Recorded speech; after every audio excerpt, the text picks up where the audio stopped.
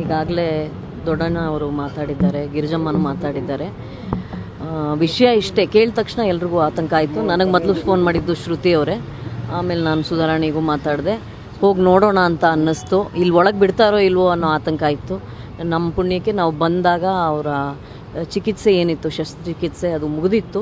ಜೊತೆಗೆ ನಮಗೆ ತುಂಬ ವಿಶೇಷ ಅನಿಸಿದ್ದು, ನಾವು ಒಳಗೆ ಹೋಗಿ ಅವ್ರನ್ನ ನೋಡ್ಬೋದು, ಆದರೆ ಅವ್ರು ನಮ್ಮನ್ನು ನೋಡ್ತಾರಾ ಅನ್ನೋ ಯೋಚನೆ ಇತ್ತು. ಆದರೆ ಅವ್ರು ನಮ್ಮನ್ನು ಗುರ್ತು ಹಿಡಿದ್ರು.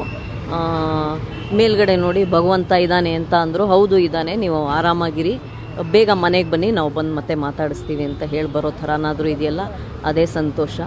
ಸುಖದಲ್ಲಿ ಎಷ್ಟು ಒಟ್ಟಿಗಿರ್ತೀವೋ ಇಲ್ವೋ ಗೊತ್ತಿಲ್ಲ, ಆದರೆ ಈ ಥರ ಕಷ್ಟಕಾಲ ಬಂದಾಗ ಒಬ್ರಿಗೊಬ್ಬರು ನೆರವಾಗಿ ಬರೋದು, ಅದಕ್ಕೆ ನಾವೆಲ್ಲರೂ ಒಂದೇ ಕುಟುಂಬ, ಕಲಾವಿದ್ರದ್ದು ಎಲ್ರದ್ದು ಒಂದೇ ಕುಟುಂಬ ಅಂತ ನನಗನ್ಸುತ್ತೆ.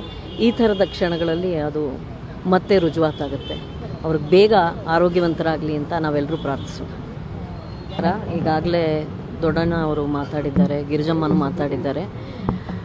ವಿಷಯ ಇಷ್ಟೇ, ಕೇಳಿದ ತಕ್ಷಣ ಎಲ್ರಿಗೂ ಆತಂಕ ಆಯಿತು. ನನಗೆ ಮೊದಲು ಫೋನ್ ಮಾಡಿದ್ದು ಶ್ರುತಿ ಅವರೇ, ಆಮೇಲೆ ನಾನು ಸುಧಾರಾಣಿಗೂ ಮಾತಾಡಿದೆ. ಹೋಗಿ ನೋಡೋಣ ಅಂತ ಅನ್ನಿಸ್ತು. ಇಲ್ಲಿ ಒಳಗೆ ಬಿಡ್ತಾರೋ ಇಲ್ವೋ ಅನ್ನೋ ಆತಂಕ ಆಯಿತು. ನಮ್ಮ ಪುಣ್ಯಕ್ಕೆ ನಾವು ಬಂದಾಗ ಅವರ ಚಿಕಿತ್ಸೆ ಏನಿತ್ತು, ಶಸ್ತ್ರಚಿಕಿತ್ಸೆ, ಅದು ಮುಗಿದಿತ್ತು. ಜೊತೆಗೆ ನಮಗೆ ತುಂಬ ವಿಶೇಷ ಅನಿಸಿದ್ದು, ನಾವು ಒಳಗೆ ಹೋಗಿ ಅವ್ರನ್ನ ನೋಡ್ಬೋದು, ಆದರೆ ಅವ್ರು ನಮ್ಮನ್ನು ನೋಡ್ತಾರಾ ಅನ್ನೋ ಯೋಚನೆ ಇತ್ತು. ಆದರೆ ಅವ್ರು ನಮ್ಮನ್ನು ಗುರ್ತು ಹಿಡಿದ್ರು. ಮೇಲ್ಗಡೆ ನೋಡಿ ಭಗವಂತ ಇದ್ದಾನೆ ಅಂತ ಅಂದರು. ಹೌದು ಇದ್ದಾನೆ, ನೀವು ಆರಾಮಾಗಿರಿ, ಬೇಗ ಮನೆಗೆ ಬನ್ನಿ, ನಾವು ಬಂದು ಮತ್ತೆ ಮಾತಾಡಿಸ್ತೀವಿ ಅಂತ ಹೇಳಿ ಬರೋ ಥರನಾದರೂ ಇದೆಯಲ್ಲ, ಅದೇ ಸಂತೋಷ. ಸುಖದಲ್ಲಿ ಎಷ್ಟು ಒಟ್ಟಿಗಿರ್ತೀವೋ ಇಲ್ವೋ ಗೊತ್ತಿಲ್ಲ, ಆದರೆ ಈ ಥರ ಕಷ್ಟಕಾಲ ಬಂದಾಗ ಒಬ್ರಿಗೊಬ್ಬರು ನೆರವಾಗಿ ಬರೋದು, ಅದಕ್ಕೆ ನಾವೆಲ್ಲರೂ ಒಂದೇ ಕುಟುಂಬ, ಕಲಾವಿದ್ರದ್ದು ಎಲ್ರದ್ದು ಒಂದೇ ಕುಟುಂಬ ಅಂತ ನನಗನ್ಸುತ್ತೆ. ಈ ಥರದ ಕ್ಷಣಗಳಲ್ಲಿ ಅದು ಮತ್ತೆ ರುಜುವಾತಾಗುತ್ತೆ. ಅವ್ರಿಗೆ ಬೇಗ ಆರೋಗ್ಯವಂತರಾಗಲಿ ಅಂತ ನಾವೆಲ್ಲರೂ ಪ್ರಾರ್ಥಿಸೋಣ.